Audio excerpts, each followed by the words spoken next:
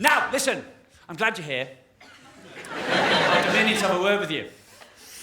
The world is going to shit, right? The world is going to hell in a hand something. Cart, basket, depends on who you talk to, but it's definitely going to hell by hand, right? The world is going... If you read the papers, you will... And by the papers, I really mean the Daily Mail.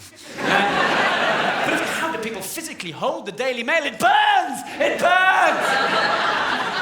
Why does the ink not come off? It's not ink, it's Satan's piss.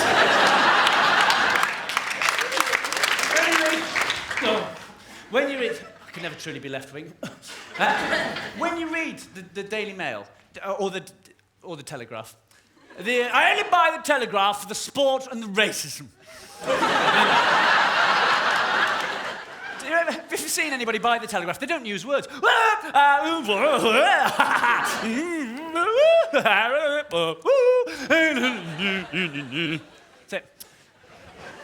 I don't know how people who read the Daily Mail physically read the Daily Mail through the red mist of hatred and misanthropy that clearly clouds their every waking moment. You don't need to see somebody. Oh, you don't need to see somebody to know they're a mail reader. Not with the paper. You don't need to see them with the paper. Oh, no. Just wait. Just wait long enough and you'll hear them. They will give the call of the Daily Mail birth.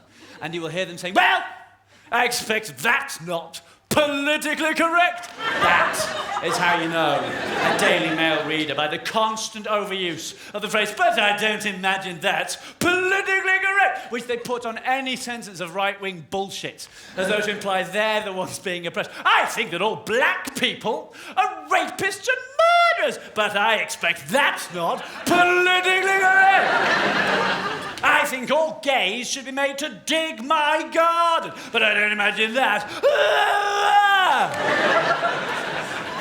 Why is the word politically even in there? It's just not correct, is it?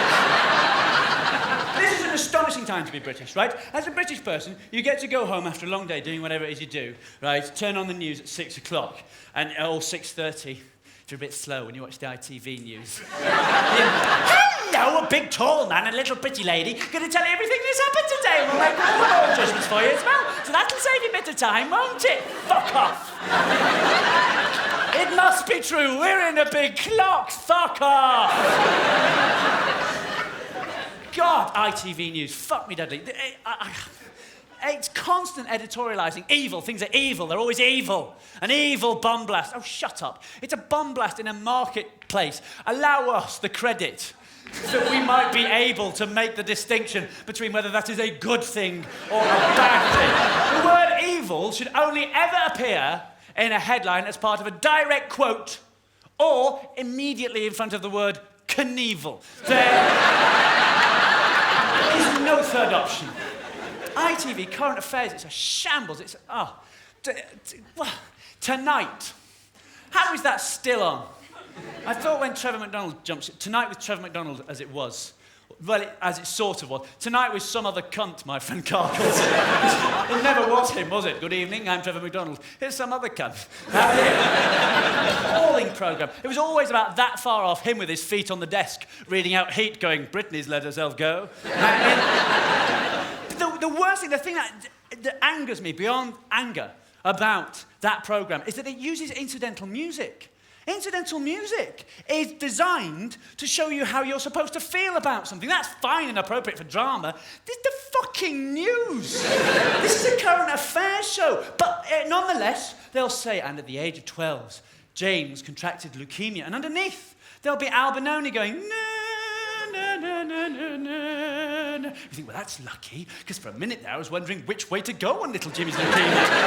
Turns out it's a bad thing. How long before they put it on the news? And today, Osama bin Laden, da-da-da! Oh, I expect he's a bad man. For fuck's sake. Right, but... turn the news on at 6 o'clock or 6:30, and as a British person, you know, you get to watch the headlines. The first one will be Israel again and Palestine. The second one will be an attempt by an offshoot of the IRA to resurrect sectarian violence. The third one will be, can the English cricket team go to the Indian subcontinent with all the internecine fighting? And as a British person, you get to sit back and think, yep, We did those. We did all of those. Thank you. We'll be over here doing absolutely fuck all about them. Now, where did I put those habitat vouchers? This is why people should be allowed to seek asylum in this country, because we cause half the problem the four fuckers are running from in the first place. You can't tell that to a Daily Mail reader. No! They'll take our jobs. You think, what jobs?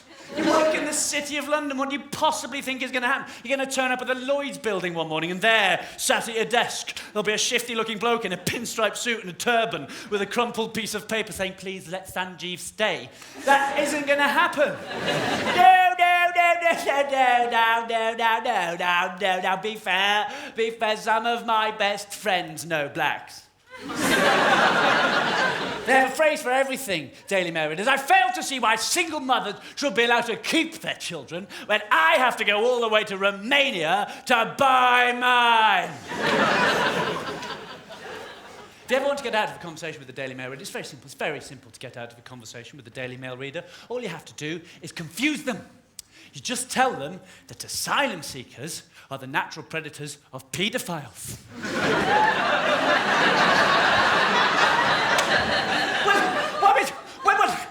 Well, if we let the asylum seekers into the country, they'll eat the paedophiles, but then they'll be here. But if we don't let the paedophiles in, they'll run round.